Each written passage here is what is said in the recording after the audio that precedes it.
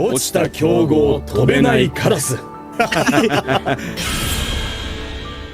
What's up, it's Blackwing here, and in today's video I'm gonna showcase you Yu-Gi-Oh! Deck Optimizer program that I've been developing myself that will be available for Blackwing Master Tier members. So, I updated you guys on the community page a couple of days ago with this kind of a screenshot that work in progress to make Blackwings even stronger. And what is great about this program is that it doesn't matter are you playing on Master Duel, on TCG or OCG, it doesn't matter are you playing Blackwings, are you playing Dark Magician, Blue Eyes White Dragon, FTK or Snake Eyes, as long as you play Yu-Gi-Oh! That's all that you basically need.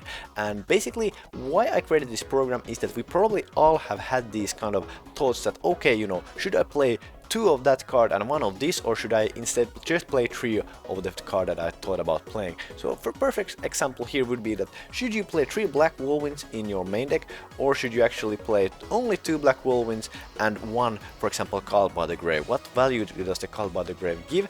And you know, how much more are you actually gonna go into combos if you play 3 Black Whirlwinds? And that's actually what I'm gonna go through in this video today. So yeah, let's jump into the kind of video itself. So first off, we define the deck here. So basically, you know, getting all of our cards that we play no matter what deck we're playing.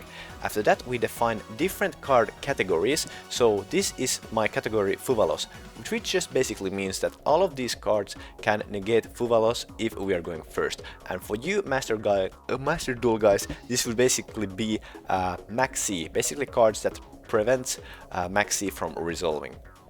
Then we have hand traps, and basically these are the hand traps that I play in my main deck, and basically I'm super eager to know how many hand traps I'm able to draw in my 5 card opening hand when I'm going second, because obviously that is super important to prevent your opponent from playing a little bit as well. Then I think almost every deck in Yu-Gi-Oh! Has nowadays some kind of brick cards that you would rather not see in your opening hand, and they maybe affect your normal plays if you draw them. So for example in Blackwings, Zonda is one of them, and yeah, Zonda is one of them, but then we have the unbricks basically set. So basically all of the cards that can basically unbrick the Zonda hand. So for example, let's say you draw Zonda with your Simoon, it's no problem, you can still go for your combo. So all of the unbricks are basically defined here. And then we have our actual combos. So 1 card combos, if I draw just 1 Sudri, I know that I can go full Kali Yuga with 1 Sudri, and the same goes with 1 Vata as well. Then I have defined all of my 2 card combos here and 3 card combos. So let's run the program and let's see what actually happens. I have set this now to only draw 10 opening hands, and all of the opening hands will include 5 cards. So let's run the program. Yep.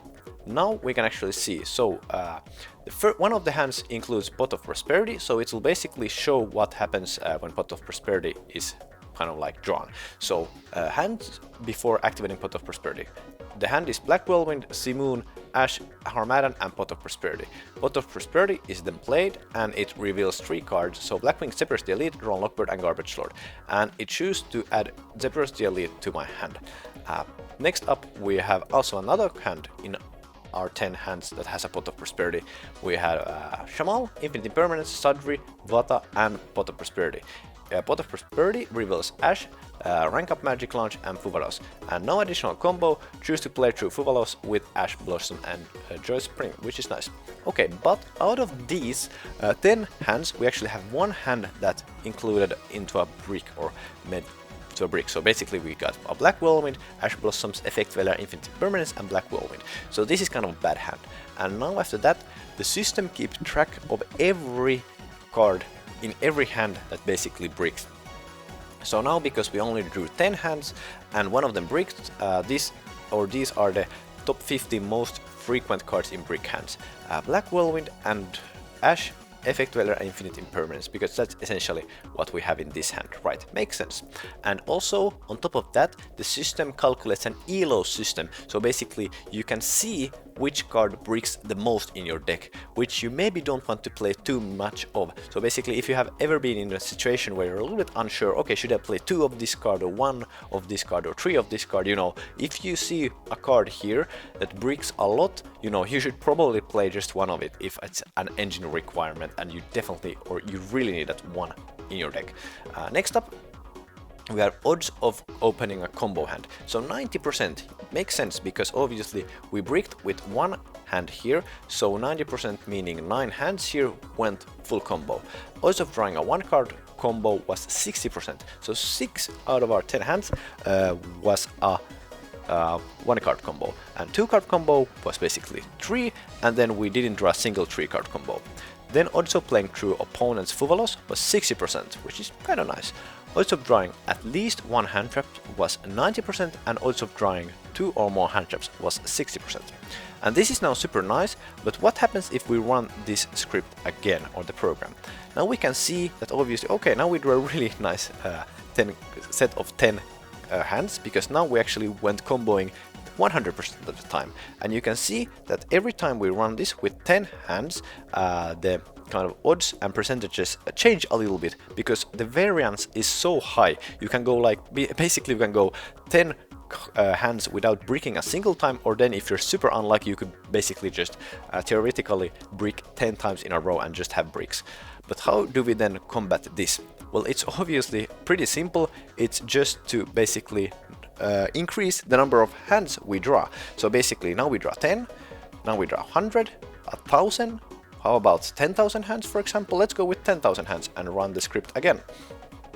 So let's see, now it prints already a lot more stuff, but we're only interested in the stuff at the bottom. So let's see here. Alright, so the top 50 most frequent cards in brick hands. Alright, Zonda takes the place number 1 with an ELO of 371, so that's kind of high if we compare it to the next ELO. So basically with this I could make the assumption that okay, I do not want to play multiple Zondas in my deck. And yeah, you can just basically have a look at this deck and kind of figure out what cards you do not want to play multiples of by using the script. And after that we can have a look at odds of drawing a combo hand. 88% points, 63, so that's kind of nice. So around every 10 games we have that one game we brick a little bit, but I think it's kind of fun. With those we drew a one card combo 58% of the time, and from the rest of the times we actually got a 2 card combo 29% of the time, and actually the 3 card combo we actually got some of them as well, so 0.36% of the time. And with this we can basically make the assumption that okay, when we go and get a combo with this current deck that I have defined up in the beginning, you can actually see that when I'm going a 3 card combo, I maybe do not want to think of the 3 card combo so much, because it's so rare that I actually go into a 3 card combo. 0.36%, it's super low. Then we have some other things here, so odds of playing through opponent's Fuvalos, so 58% of the time. That's quite nice. Odds of playing at least one hand trap or getting a 1 hand trap to my starting hand, 85%, and odds of drawing 2 or more hand traps when going second, 52%. Okay, so now let's start to kind of change the deck and see how these numbers change. So let's copy this stuff and let's take it here underneath, and let's take a note here. So this was with 3 black whirlwinds, so we just add this, a little bit of a note to ourselves. Now let's go to the beginning. And now the kind of question that I had in the beginning of the video. So what if we would drop one of the black whirlwinds from our deck and then add 1 Call by the Grave to deck? How would the kind of percentages change? Whoops, so let's put it here. Alright, so now let's run the program. And now we can start to compare the percentages. So basically with 3 black whirlwinds you would think that we could go and combo a lot more than with 1 less, but how much more is it actually? So odds of drawing a combo hand with 3 black whirlwinds is 88.6%, and as you can see with 2 black whirlwinds it's actually 87.9%, so it actually drops by 0.7%, so it's not even like, it's 1 out of less than 100 games. Or more than 100 games, it's like 1 out of 120 games the 1 black whirlwind actually like gives us value. So that's not too much. So basically we could make the assumption that actually playing the 3rd black whirlwind is not that great, you could easily just drop the 3rd one and play something else. Well, now the Call by the Grave that we just added to the deck, how does that change some other values here? Well, let's have a look at this. So, odds of playing through opponent's Fuvalos when going first. Now it has increased to 62% from 58, so it's additional 3% just with that. So basically we gave up around 0.6% of the combos when going first to increase 3%, almost, yeah, 3%, a little bit over 3% to play through Fuvaros when going first. And I think that's a fair trade. But let's take this even further. So what about we actually just drop the Call by the Grave and do this in a similar fashion. So let's play a second Drawn Lockbird, because this should essentially also draw up the values or the percentages of opening up with a hand trap when going second. So let's run this, and now we can see from the percentages that actually now odds of drawing 2 or more hand traps with the 3 black whirlwinds was 52, and it was roughly 52 also with the Call by the Grave in the main.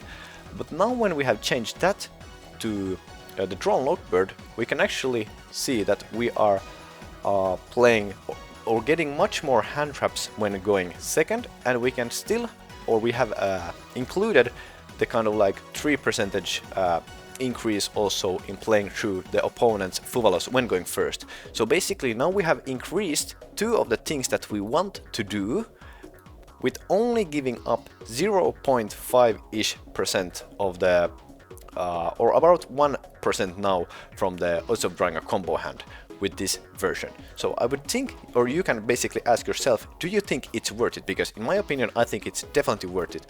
But yeah, these are just like some things that maybe, you know, you can think of yourself that, okay, do I want to play this card or that card? And this basically gives you the values. And if you play or run this script again, the values don't change that much, because obviously we draw 10,000 opening hands, so there's not a lot of room for error here.